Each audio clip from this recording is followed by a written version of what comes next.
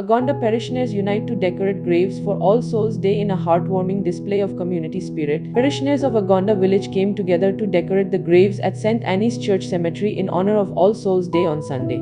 All graves were adorned with flowers and pwletals in a uniform style, symbolizing equal love and respect for every departed soul. For over 3 years, this initiative has been carried out through common contributions from all parishioners, rather than by individual families, ensuring that no grave receives special treatment over another. A Mass will be celebrated at the cemetery on Sunday morning to commemorate and pray for the departed.